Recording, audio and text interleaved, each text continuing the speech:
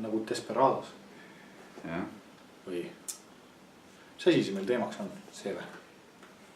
Ja. Normaalne. Nii. Jah, see hakkas kuidagi silma, et siuke helge ja tekitas kohe emotsiooni. Ei ole, olen üsna kunstikauge inimene, aga niimoodi vaadata ikka meeldib. Ise ei ole väga tegelenud. Ja.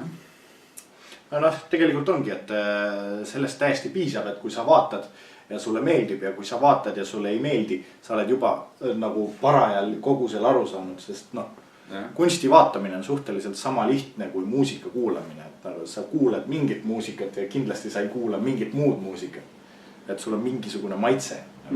Et nagu selleks ei olegi mingit eriharidust vaja, et nagu kunsti vaadata. Nagu muusikuharidust ei ole ka vaja, et muusikat kuulata. Ja arhitektuuriharidust ei ole vaja, et majas elada. Miks ta tähtis ongi, et kas ta annab midagi hingele või ei anna? Ja, aga ma küsikski, et kuidas sinul üldse selline kunstihuvi tekkis või noore, et kuidas sa avastasid, et tahaks maailma hakata või? See tuli nagu suhteliselt loomulikult, et ma tegelesin ka igasuguse sikerdamisega igale poole. Et üsna väiksest east ma olen midagi kogu aeg joonistanud, et esimese asjana ma hakkasin mingeid laevu ja asju joonistama ja mingeid mereteemalisi asju. No ilmselt oli teema selles ka, et ma elasin mere ääres ja sadama kõrval. Et naabri pähe oli sadam. Et siis merendusteema on nagu jäänud, tegelikult ma teen siiamaani mereteemalisi asju ja mingeid paaditeemalisi asju ja laevateemalisi asju joonistan kokku mingis sürrealistlikus võtmes. Et väiksest peale on see nagu jäänud ja siiamaani jäänud, et ma ei ole sellest välja kasvanud ja kaugeks jäänud. Joonistasid mingid autosid ka väiksena või? Kusjuures autosid ma olen väga vähe joonistanud. Teismeeas ma sodisin õpikuid ja joonistasin päikseprille ja igasuguseid muid asju juurde. Nagu me pilkidele, mis osad asjad käivad nagu suhteliselt piiksu alla, kui välja öelda. Aga no keskkooli ajal ma juba astusin kunstikeskkooli, et siis ma läksin nagu selles suunas nagu süvendatumalt. Huvi oli selleks ajaks juba välja kujunenud? Jaa, ta oli nagu siuke loomulik valik, et ta ei tekkinud küsimust, et midagi muud valida. Ja, siis ma mäletan, minu noorusaeg möödus nõukaajal, siis me joonistasime koolis ikka põhiliselt tanke ja lahinguid ja venelased ja sakslased ja midagi käis. Ja ma olen ka tanke ja relvi joonistanud ja siukse, et mul on ka relvateemaliste tööde sari olemas.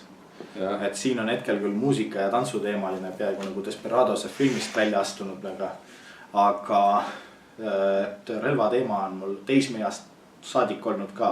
No tegelikult isegi veidi varasem, et ma ise tegelen ka laskmisega ja noaviske ja kirveviskega ja siuksed relvateemad käivad mulle ka väga hästi.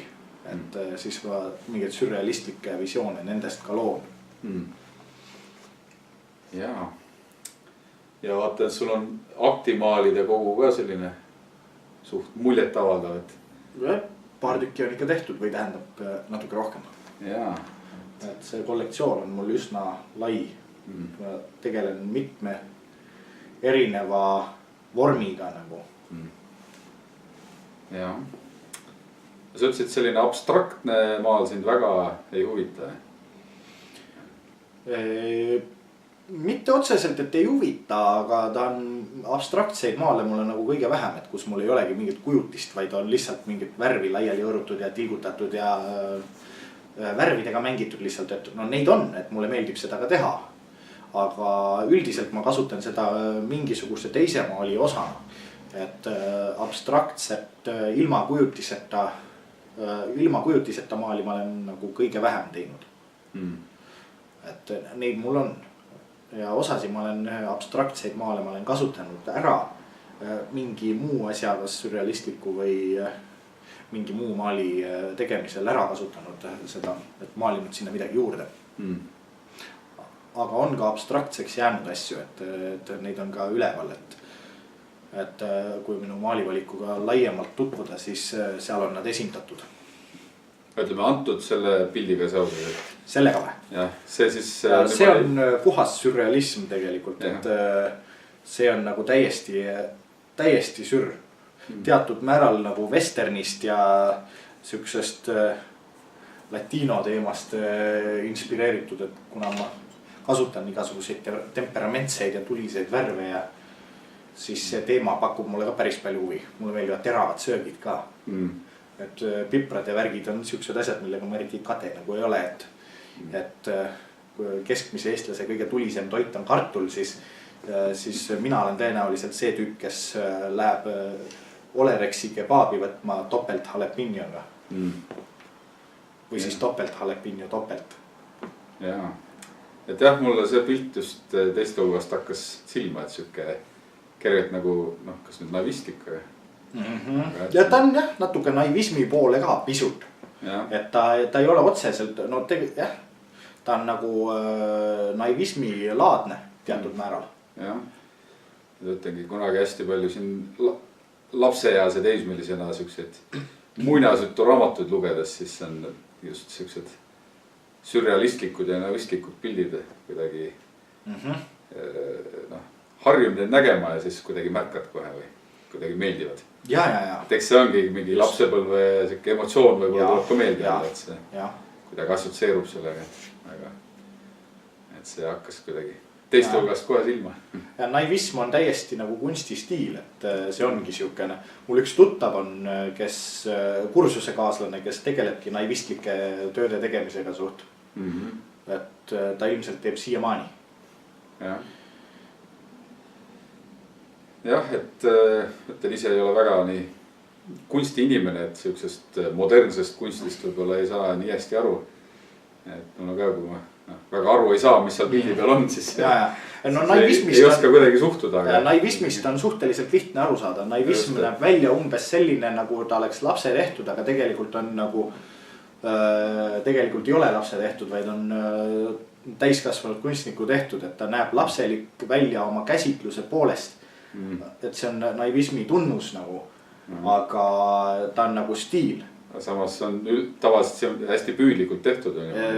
Jah, mingil määral, et naivismi viljelejaid on üks jagu. Ja tavaliselt ongi seal proportsioonid on venitatud või midagi, siis on jälle huvitav, et mõnele meeldib selline realism, aga mulle ka just kui on kunstiga tegemist, et siuke sürrealism ja naivism. See, mida päriselt ei ole, on kuidagi huvitavam. Jaa, kallutatud või venitatud ma ise ka venitan igasuguseid asju nagu teen nagu rikun proportsioone ja teen asju valede värvidega ja või selles mõttes, et ma kaldun realismist kõrvale, et teen igasuguseid ebarealistlikke asju, et see on nagu, see on tõesti huvitavam. Sürrealismi eri vormid on tegelikult mitut pidi, et see kandub üle, et see on nagu hästi õige tähelepanek, et see on nii naivistlik kui ka sürrealistlik töö. Ta on nagu kahe stiili vahel. Et see töö on üks töö, mida ma võin ise ka naivistlikuks nimetada. Aga ühtlasi ta on ka sürrealistlik. Et mul on nagu mitmeid selliseid töid, mis on mitme stiili vahel. Näiteks mingi töö algab abstraktsena ja läheb hiljem edasi sürrealistlikuks näiteks. Et abstraktne on nagu minu jaoks nagu staadium, millest ma nagu lähen edasi kuhugi. Kuigi mõned asjad jäävad abstraktsena, kuna nad mulle abstraktsena meeldivad, et see ka sõltub.